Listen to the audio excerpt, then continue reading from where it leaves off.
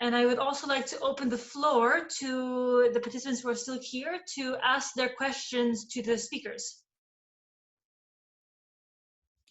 And you are free to unmute yourself or to type it in the chat, where me and my colleague Sarai will facilitate.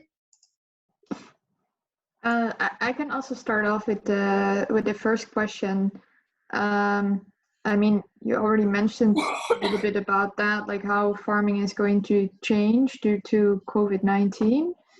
How do you think that animal farming can get like improved with open data, and can open data help also in safety measures?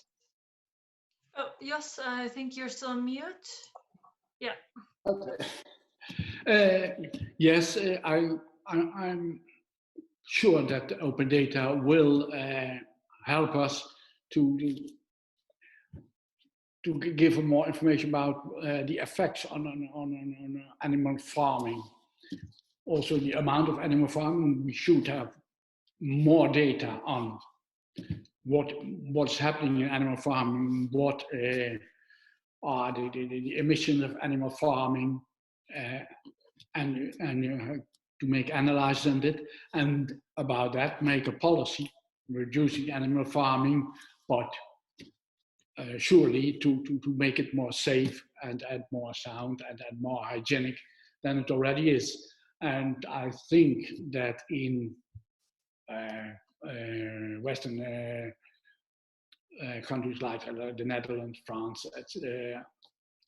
Great Britain, hygienic measures are already there and improving, but large part of Europe, it's not that good, and we have to show them these data, have to learn them how to do this in a better way to prevent getting diseases from animals to people because of the bad conditions of keeping animals. So there is on one hand the amount of animals and amount of using meat and animal products. We should look to that, and the other amount is, for example, the circumstances to produce, and they can be improved a lot by having the right data and showing people what is happening, what they're doing, what the effects on the environment of what they're doing. Yeah. Okay. Thank you. I don't see anyone in the chat, and please also feel free to unmute yourself and jump in.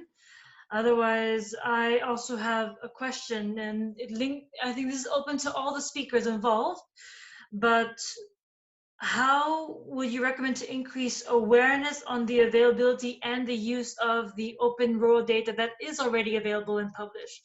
Because this term isn't that widely known, or this is, when people think open data itself is relatively well known, how well known it is already questionable, but how to further promote the awareness of the value of open rural data and the different types of available open rural data in the different areas in Europe. Well, I can go first if you like, and I think a lot of our recommendations that we made in the report speak directly to that question. And I'll highlight two of the recommendations that we have here. And the first is engaging complementary data owners. So where you have a situation where everybody in the area, the NGOs, the farmers, the government, are all working together and all sharing their data in the same way, they all reach their audiences. And so you have a much wider group of people who can then see the value in the data, but also you have a much more valuable set of data. And certainly one of the situations we came across was where people said, well, you know, actually the government, whoever publishes this, but what we really need is this other data, which is held by either private organizations, commercial organizations, or NGOs. And I know that there's a good example in the Netherlands of the Join Data platform, where that's making, you've got the platform which is making the data available, but you're also having it from a wide variety of sources, which just improves that usability and usefulness. And the other point that Just made earlier, which, I thought, well, that's exactly what we thought when we wrote this report, was establishing the urban links. Because by establishing the urban links, and I'm really sorry, but the council has just taken this opportunity to come and empty the glass bins, so it's a little bit noisy. But the establishing the urban links does a number of things. A, it makes that reach to the people, to the more intense audiences in the urban areas who maybe are spending more time thinking about the skills that are needed, but to create and do something with the data, but also creates this actual need.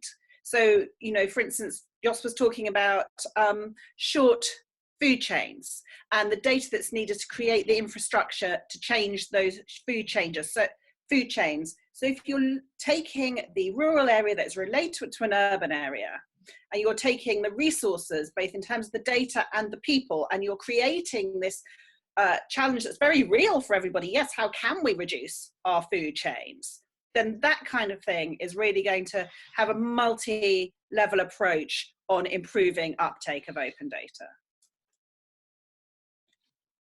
Yes, I agree on that, and I think I've been working for 40 years for a municipality, and the awareness of using data, especially in smaller municipalities, isn't that big. I should think that one action we could do is present this report to the European Committee of the Regions and to try to get them to get them a policy of awareness among the regions and the cities and municipalities by publishing this report, by publishing the conclusions and subscribing the conclusions of this report. So we should make more noise of it and try to, especially the Committee of the Regions, which I think is in Europe the institute that could be should promote this. I think we should make some action on it just to get them so far to adopt this problem and to do something about it. Yeah, one more comment from my side. So we haven't spoken about this in the presentation today, but we do speak about it in the report, is the use of case studies. Johanna has, and Jos and Daniel as well, have mentioned a lot of positive use of this data. So it is there, it's just not talked about sufficiently. So where we have like something like 15% of rural open data in the EDP, only about 5% of the case studies are on rural, on agriculture data. So that it's just not well enough presented. So there is nothing to point people to as good practice. And I think having more case studies, having more examples of how this data can be used would also help raise the awareness of how it could be used by others. That leads to another question, also open to all and also open to conversation from participants who are still here. And that is, how can we support the findability of these open rural data examples, let alone the open data sets? I suppose from the perspective of the Rural Services Network, we do the research for our members, and so we present the information, we look at what information is out there, what data sets are out there, and we try to make the data available to them and so they can easily interrogate it and they're aware of it without even having to kind of search themselves. So because we have an idea of what our members would be interested in, we kind of filter the data for them, which I think seems to work quite well for us and our members. Not sure if you, Khepyon, want to jump in? Go ahead. Except for Gianfranco, as he has not spoken yet. I wanted just to make a question towards the end. I didn't want to bend the conversation, but everything that you described made me a lot of thinking also to what my wife at the moment is studying socioeconomical aspects of living in rural areas and agriculture. And she's getting a lot of a political perspective of this. And I don't want to enter into Lenin, Stalin, and that's quite interesting, but very specific. But I was wondering, sometimes we talk about data being the new oil. It feels to me like data is more like the new land. It's something that is renewable, nourishing. If it is not exploited, it can last for a very long time. And perhaps you have the same problem. Like in agriculture, land has been accentuated in the ownership of very few people. Perhaps some of the problems we are dealing with are rooted in the same kind of pattern in which only few people or companies have a lot of the data, and there's not enough cultural awareness from the smaller players in this game to say, actually, I could actually own my own data / land, or I could have my own small hold / data enterprise. Do you see is this parallel working, or is it just in my head? No, I think it completely works, especially when you think of data hoarding, which is the equivalent of land lying fallow, and I'm not going to get, as you say, into Lenin and data and agricultural subsidies for, you know, not using land and things, but it is exactly the same. And I think it's a really important comparison, and it really is about you know, ensuring a good match between the people who want to use that data and ensuring they can find it, you know, making the land available for the person with their, I don't know, their sheep or the whatever. And that level of availability is a really, really important thing, and preventing that data hoarding is incredibly important. And in the same way, a lot of data is left there unused. In the same way, a lot of land is left there unused or not really used. Interesting. I wanted to ask from more country specific, because we have speakers now both from the UK and Netherlands, and also I know like Kethion is not from the UK strictly, but how is open rural data in your country, and how do you see it developing in the next few years, or how in an ideal world would it be developing? I'd hope that as systems are continually improving in terms of getting data online, that the amount of open rural data will increase. And it's like I said, the timeliness of that data. A lot of the performance analyses that I do, I'm working half a year or maybe a quarter of the year behind the time at which the data is being collected. So if that lag can be reduced, it would make decision making so much better for our members in terms of having the most recent data available to them. So it's that speed of access to data that's, I hope, will really improve over the years. And how is the UK government progressing in doing that? So you've already given an example for the Rural Services Network, but do you see government supporting in increasing this speed and reducing the lag, or private industries, or is there something that you see that needs to happen to facilitate this?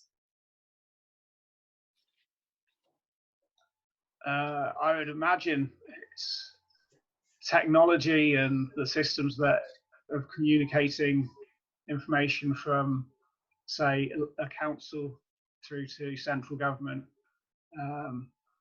The technology availability to allow that, and also the resource. I don't know what resource local authorities will have moving forward in the near future, as a lot of resources going into tackling the COVID-19 issue. So it's a hard one to predict, I would say, at this stage. We just have to wait and see then. Then I open to also, yeah, Johanna? Well, I was going to say that in general, it's very hard for publishers, whether they are government or other bodies, to understand what are, you know, the most important data sets to publish and how's the most important way to publish them. And this is one of the one of the kind of, the idea of open data as being quite frictionless, I think is not necessarily true, because to have the really effective open data, you do need to do all this work around what are the valuable data sets, how should it be most valuably presented, how should it be released, how often should it be updated. There is a lot of work around there, and that's where groups like the Rural Services Network are important. They have other important roles, but Rural Services Network, other kind of open data activist groups, where local champions are important, because they can communicate back to the publishers, do you know what, if you did it this way, it would be more valuable. Yes, that's a great data set, however, this is the valuable data set. We need this documentation. So it's that kind of two-way dialogue, I think, is still incredibly important in data publishing. Gevion and Jos? Yes, it's a difficult question for me.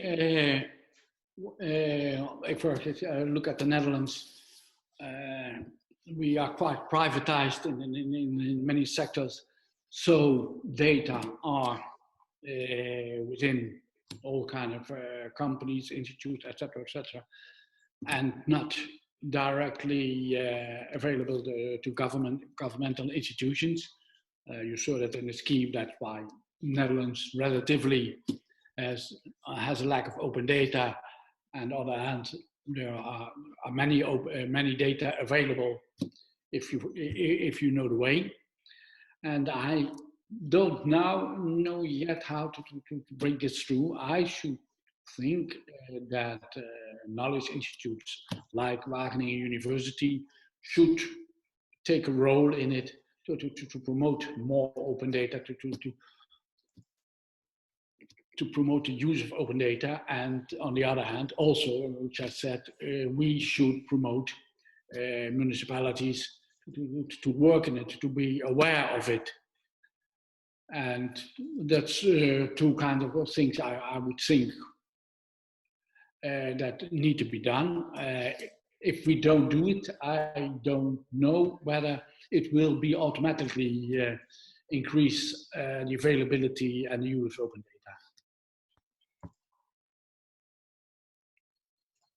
Joanna, I think you're still on mute, by the way. Thank you. Can I just follow up on something Jos was saying there?